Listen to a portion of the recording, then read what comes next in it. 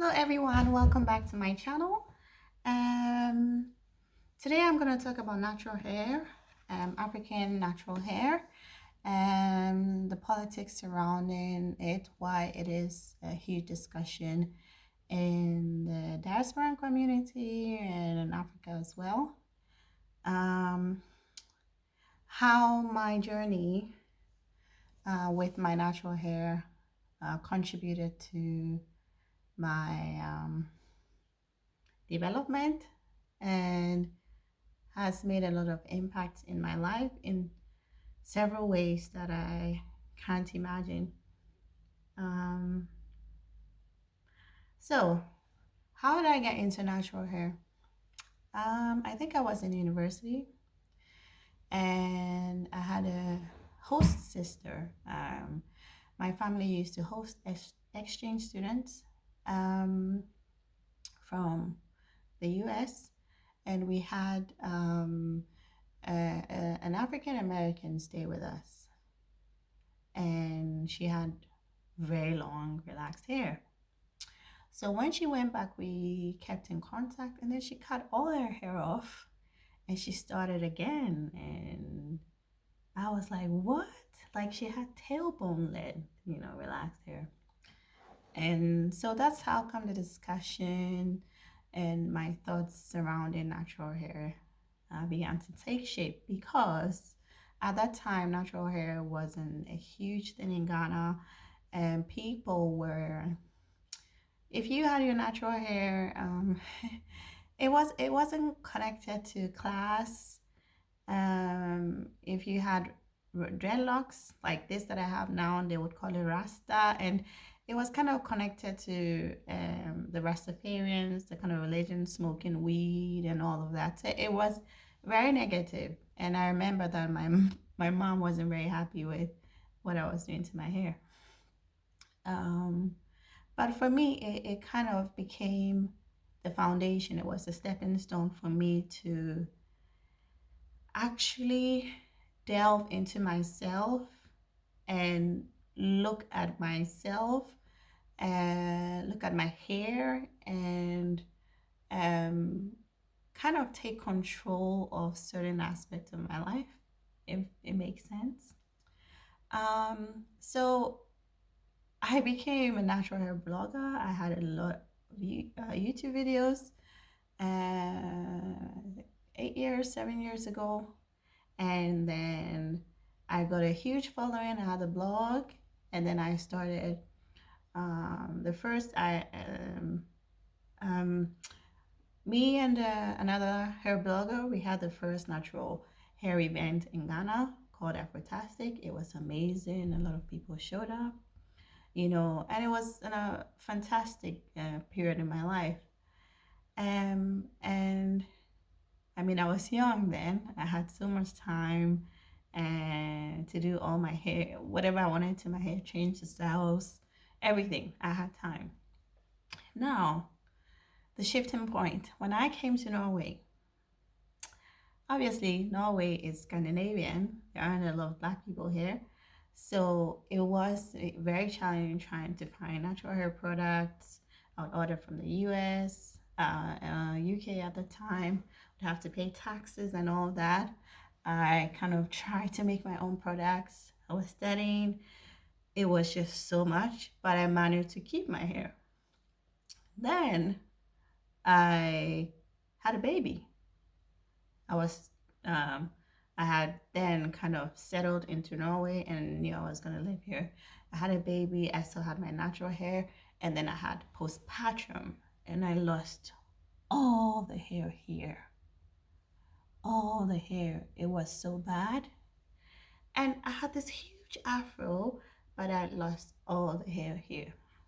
And I was battling with a lot of issues at that time, trying to integrate, trying to find my place in the society, with my new role as a mom as well. Life just happened. And then I remember I cut my hair one time because it was too much to deal with. And combining having a baby and having a partner and living life. It just couldn't be a priority for me anymore. Now, another issue that I encountered was also I had a scalp problem, which initially I thought was dandruff, you know, the flaky white stuff you get in your hair sometimes. And it's normal, but this condition was exacerbating. I would wash my hair, immediately the hair would dry, you would still see white patches on my scalp. And it was very frustrating and it was itchy. And if I shook my head, you would just see white flakes falling all over. I didn't know the solution to it. Um, I took a trichology course, which is for trichology is the study of the scalp, and so I mean you're not allowed to practice trichology on yourself because then you have to take some skin samples, send it to a dermatologist, a lab. There wasn't a possibility for me to do that here, um, but I was doing more research through my studies, and I found out I'm probably diagnosing myself, but I found out the name of the scalp condition and I did research to find out what I could do to solve that problem. And it took me like a year to clear my scalp. And I realized that a lot of us women, African women, um, the hair, yes, that's what we think about. We don't think about the scalp so much. And the tooling that people use, like when you go to the hair braider to braid your hair, some people I know would make you buy your own comb, and that is a very good practice to avoid um, cross contamination, if that's the word. And because if somebody has a scalp problem and you share the same tools, it's going to transfer it to you. And I think that is how I got my scalp problem. Now, I'm still treating it. It's in a much better place. I use, um, I get a shampoo from the pharmacy, and you have to shampoo the hair and leave it on for 10 minutes. It dries out. It kind of kills the fungus because I had fungus in the hair. It kills the fungus, and then I have to wash it out and then use sulfur 8, and then like it took me a whole year, and at a point in time I needed to kill the fungus so I wouldn't put any product on my scalp at all because the fungus was thriving off of eating the products that I would place on my scalp. um, so now my scalp is in a much better condition. Okay. The change in weather was also one thing. It gets very cold in Norway. I easily freeze on my ears and my scalp. So I kind of had to make a hair plan. Now it's April, it's sunny, it's much warmer. So this is when I usually have braids on. And this dreadlocks, probably gonna have it for 3 months. And 3 months in the sense I'm not gonna go around and looking all crazy because I mean at a point I'm gonna get some growth. But what I do is I take it out, the front, maybe the part, and I rebraid it so it looks better. It looks nice for me. Um, so it is hard being the only black person in a space where people are not used to the kind of hair you have. So I remember one time I kind of changed my hair. I think I had braids or something, and I went to class in a wig. And obviously, I was the only black girl in the class. And my colleague, she's Norwegian, she came in and we usually sit together. And she was looking around the whole hall for me. She couldn't find me, and I had to raise my hand. Oh, that's you! It was so funny, like because I changed so much. Um, and then when I used to, sometimes when I go and pick up my kid in the kindergarten, um, I could tell the teachers kind of needed some time to be able to see if I was the one because I always come with different hair styles. And at that time, I wasn't working and I had some free time, so I would change my wigs and all that. But I became so self conscious and I wanted to fit in. You know, it can be uncomfortable to not be part of the majority. And so a lot of us try to fit in. And that's where the divide between natural hair and relaxed hair comes in, because we've been taught to, um, the westernized ideal of beauty is straight hair. So everybody wants to have straight hair to fit in with the majority. And um, there's the natural hair Nazis who say, well, if you're relaxed, you're not natural. And it's a whole debate. But I think I have been through so much ish in my life now, that I've come to a point where I just want people to live. Life is so short. Live, be happy, and do what makes you feel free.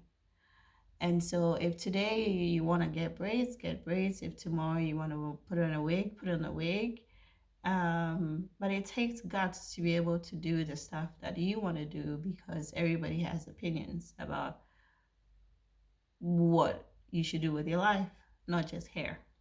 But I think that me starting my natural hair journey was a step in me discovering myself, um, discovering what I had from birth, which was the natural hair, and admiring the curly texture and the patterns, and getting to learn a lot about African history and colonization and how it's impacted us as a society. So all of this has been so beneficial for me. Now, um, I'm in a different stage in my life, and there aren't people here who, well, there is one salon here which does African hair, but I have natural hair. I've been doing my hair for the past 7, 6 years. I know what works for me. And so for me to go and sit down and have somebody who I deem as not knowledgeable enough to take care of my hair, it's not going to happen. So I do have texturized hair now, because I don't have 2 days to spend dealing with the kinkiness of my hair. And that is the fact. When I have to braid my natural 4C hair in its state, it takes longer. And I wanted to be able to be free and live my life, be able to take care of my son, go to work, and do what is important, but at the same time feel beautiful. And so I kind of found a balance of having texturized hair. Am I cut it? Am I relax it? I don't know. But I just needed to breathe and to feel free, and to know that it's okay. It's okay. And it's your hair. You can do whatever you want, and you're still beautiful. So this is what I wanted to share. I privated, I unlisted a lot of the natural hair videos I did, because yes, then again, I was going through some stuff in my life, and so I just didn't want to deal. I just stopped living, basically. Um, yeah. So I will do a video on mental health, because a lot I've learned so much through my experience, and I really like to share, for people to know how to deal with this kind of stuff. Thank you so much. And if you have comments, feel free to share. Bye.